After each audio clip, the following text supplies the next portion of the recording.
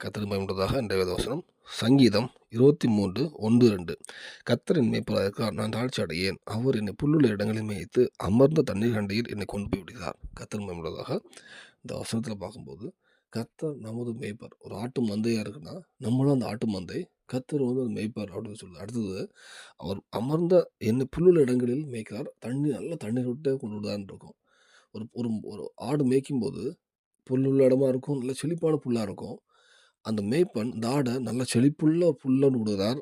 தண்ணிக்கிட்ட நல்லா அது முடிச்சுட்டு, அதனால தண்ணிக்கிட்ட விடுறாருன்னு வேதம் சொல்லுது. ஆனா, அந்த மேய்ப்பன் புல்ல பறிச்சு வாயில வைக்கல. ஆனா வேதம் சொல்லுது, அந்த ஆட அந்த புல்ல மேய விடாருன்னு இருக்கும். அந்த புல்லு மேயுது. மேய்ஞ்சு அது பலன்படுது, ஆரோக்கியப்படுது. இந்த உலக ரீதியாவும், ஆவிக்குரிய ரீதியும் பார்த்தீங்கன்னா, ஆவிக்குரிய ரீதியிலுமே சில வசனங்கள் வரும்போது, கர்த்தர் தரும்போது, அத நம்ம உட்கொண்டு, அத அத வேதம் நம்மள்ட்ட தான் இருக்குது. கர்த்தர் பேசுறார். ஆனா, அத நம்ம எடுக்கிற விதத்துல இருக்கு. அது எவ்வளோ உட்கொள்றோமோ, நமக்கு அது பலன். ஆவிக்குரிய பலன் சாட்சியாக வாழ முடியும். உலக ரீதியாகவும் சில இடத்துல சில ஆசீர்வாதம் கர்த்தர் குடுக்குறார். அதுக்கான பலன் குடுக்குறார். ஒரு வேலையோ, தொழிலோ ஏதோ குடுக்குறார்.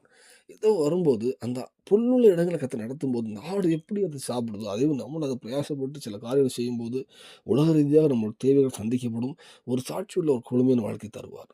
ஸோ ஆவிக்குரியதிலும் ஒரு ஆசீர்வாதம் குடுப்பார். உலக ரீதியாகவும் ஒரு நிறைவு குடுப்பார். இந்த பூமியில ஒரு குறையில்லாத நடத்துவார். அந்த மேய்ப்பன் அந்த ஆட எப்படி நடத்துறார்? அந்த ஆடு அந்த மேய்ப்பன் சத்தத்துக்கு கேட்டு அதன்படி போகுது. அது மேய்ப்பன் இந்த சைடு போணும்னு சொன்னா, ஆடு அந்த சைடு போகாது. அப்புறம் அது ஒரு புல்வெளி கிடைக்காது. நம்ம இந்த வேலையில அவருடைய சத்தத்துக்கு கேட்கணும். அதான் முக்கியம். நம்ம கர்த்தருடைய மந்தையா இருக்கணும். அவருடைய சத்தத்த அப்படியே கீழ்ப்படிஞ்சு நடக்கணும். நம்ம இதுக்கு முன்னாடி ஏதாவது அவர் சத்தத்துக்கு கீழ்ப்படிந்து, அவர் தேவனுக்கு பிரியமில்லாத காரியம் செஞ்சாலும் மன்னிப்பு கேட்டு, இனி அவருடைய மந்தையாக இருக்க அர்ப்பணிப்போம்.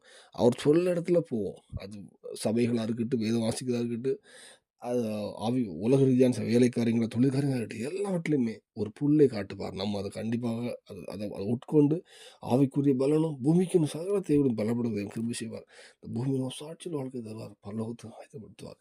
ஆக அர்ப்பணிப்போம். தேவன் கிருபை செய்வாராக. ஆமென்.